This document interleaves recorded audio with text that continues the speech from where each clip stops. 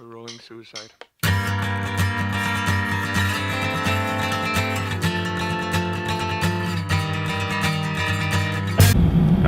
Sorry, we interrupt the gratuitous time lapse for some quality 7-fish content. I'm a multi-various fisherman. This is 7-fish. Out of the office today, but wanted to tell you about a knot that you are not tying in a line you are probably not using, but maybe you should be for big fish. So the situation we've got going on right now is I've got a bit of a knot in my line. You should always be checking, even though I'm running 100-pound braid, I'm not going to break this line. But you should always be checking for frays, for bad spots in your line, and you should be eliminating those bad spots. So I felt when I was casting there's a little bit of a knot, and I'm just going to get that knot out of this reel and we will tie a new knot.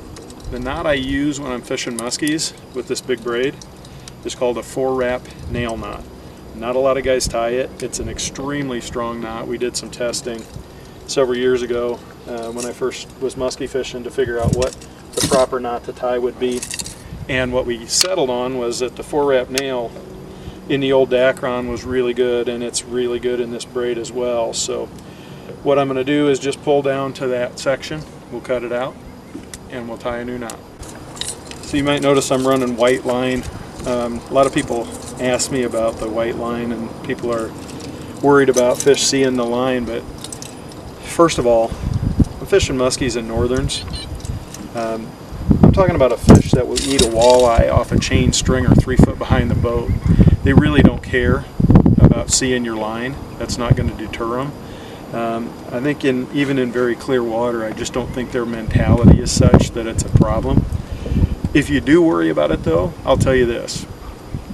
The lures I'm running don't run particularly deep, and when we're fishing these fish, we're fishing them in maybe 8 foot of water, maybe 12 or 15 foot of water, but I might be running a lure that only runs 4 or 6 foot under the water.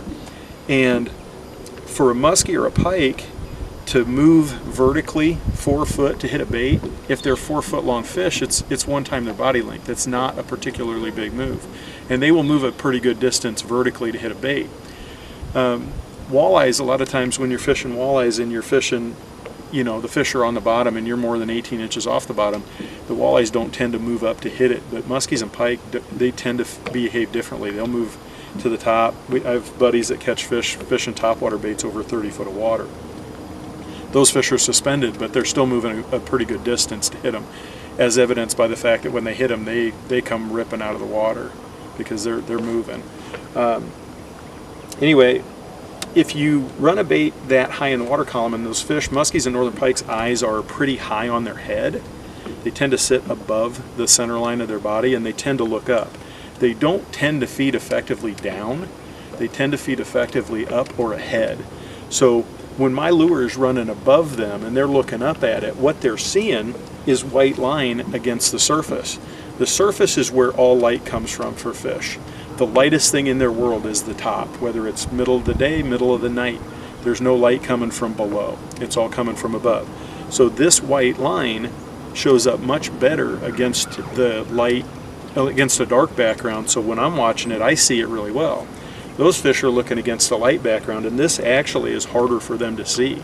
So if you're worried about your line, you probably should be running white if you're fishing muskies or pike. This is 100-pound braid. It's plenty big, and they can see it. They just don't care.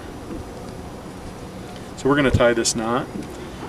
What I tie is a 4-wrap nail. A lot of guys tie a Palomar, and that's a perfectly acceptable knot. But we developed, I learned the 4-wrap nail, I think, from some of the in-fisherman guys.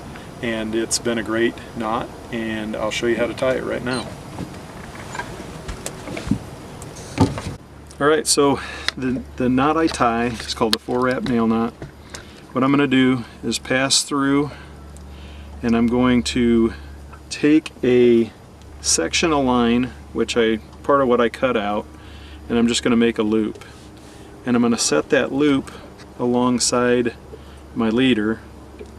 I've got my main line here, and I've got this tag end. And I'm going to run this tag end around the loop that I brought in, this separate loop here, and the 2 lines coming through that leader. I'm just going to go around that leader once, twice, 3, 4, and then I'm going to go through the looped section, that extra piece of line that I put in there. I'm going to pull it so that it tightens up just a little bit, and then I'm going to pull on the loop to pull that section of tag right through. I'm actually going to pinch over that, pull that section of tag through,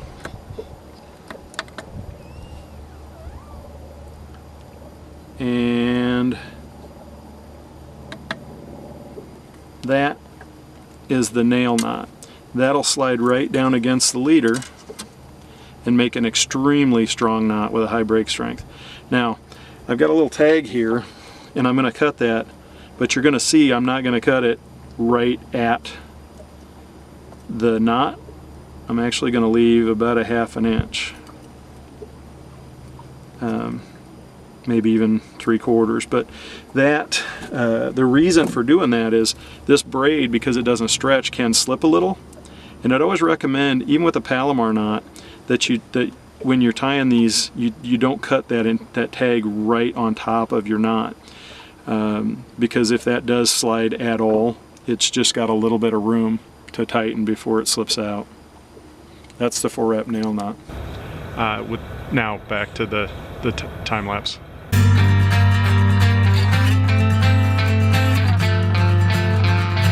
Oh, hey, sorry. One more thing, guys, hey, if you subscribe, you don't necessarily get notified, but there's a bell, like a ring ding thing up there, whatever. Anyway, if you click that, they'll let you know oh, come on. They'll let you know right away when they go live. We're new to this whole YouTube thing, and we'll get better at it, I promise.